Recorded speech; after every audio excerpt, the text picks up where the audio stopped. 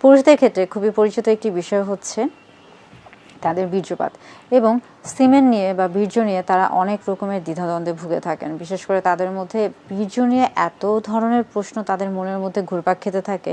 যাই হোক, আজকে মূলত কথা বলবো সেই সকল পুরুষদেরকে নিয়ে যারা এই বীর্যটাকে আটকে রাখার জন্য দেখা যায় যে অনেকে আছেন যাদের হস্তমৈথুন বা মাস্টারবেশনের একটা অভ্যাস রয়েছে এবং অতিরিক্ত পরিমাণে রয়েছে, এবং দেখা যায় যে তারা এই হস্তমৈথুন বা মাস্টারবেশন থেকে নিজেকে বিরত রাখতে চান এবং সেই ক্ষেত্রে তারা চিন্তা করে থাকেন যে তারা 30 দিন টানা 30 দিন তারা বীর্যপাত করবেন না, তারা কোনো না কোনোভাবে তাদের বীর্যটাকে নিয়ন্ত্রণ করার চেষ্টা করবেন, অর্থাৎ এই 30 দিনই তারা সিমেন্টটাকে বাইরে আসতে দিবেন না, বা তারা চান যে কোনোভাবেই যেন শুক্রাণু বের হয়ে না আসে, স্পার্ম যেন বের হয়ে না আসে এবং সেটা যেন দেহের ভিতরে সুরক্ষিত থাকে।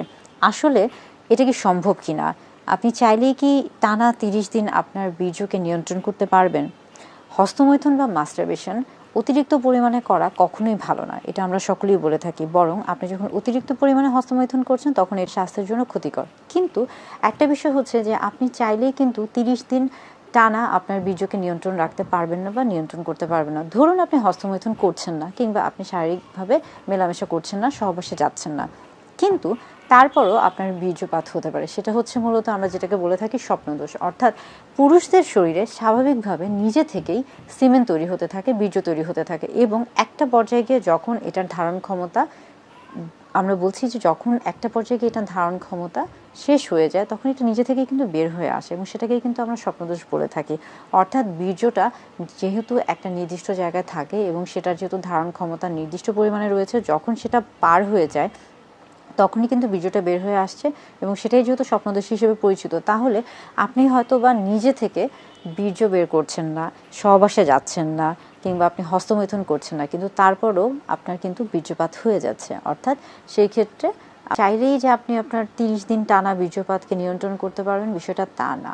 আবার আরেকটা জিনিস হচ্ছে যে যারা অতিরিক্ত হস্তমৈথুনে অভ্যস্ত বা মাস্টারবেশনে অভ্যস্ত, তাদের ক্ষেত্রে বলা হয়ে থাকে যে কখনো এভাবে চিন্তা করবেন না যে আজকে থেকে, ধরুন জানুয়ারির 1 তারিখ থেকে আপনি একেবারে হস্তমৈথুন করবেন না। এইভাবে যখন আপনি চিন্তা করবেন, এটা একদিক থেকে ভালো, আপনার মনোবল অনেক ভালো, মানসিক শক্তি ভালো, আপনি অনেক বেশি দৃঢ় মনোবলের অধিকারী, এই জন্য আপনি এইভাবে চিন্তা করতে পারছেন। কিন্তু আপনি বাস্তবিক অর্থে যখন চিন্তা করবেন তখন আপনাকে অবশ্যই ধরে নিতে হবে যে আপনি যখন এভাবে চিন্তা করবেন যে আপনি একটা বিষয়ে অভ্যস্ত, কিন্তু হঠাৎ করে আপনি সেই জিনিসটা যদি না করে থাকেন, তখন যেটা হবে একেবারে যখন বন্ধ করে দেবেন তখন সেখানে একটা উইথড্রল সিনড্রোম দেখা যাবে। অর্থাৎ দেখা যাবে যে ধরুন দেখা যাবে যে আপনার হয়তো বা কোনো কিছু ভালো লাগছে না, অনেক রাগ লাগছে, বিরক্ত লাগছে, অস্বস্তি লাগছে, আপনি কোনো কাজে মন দিতে পারছেন না, কি জানি একটা নাই নাই মনে হচ্ছে, বা এরকম বেশ ধরনের সমস্যা দেখা দিবে, যেটাকে আমরা উইথড্রল সিমটম বলে থাকি।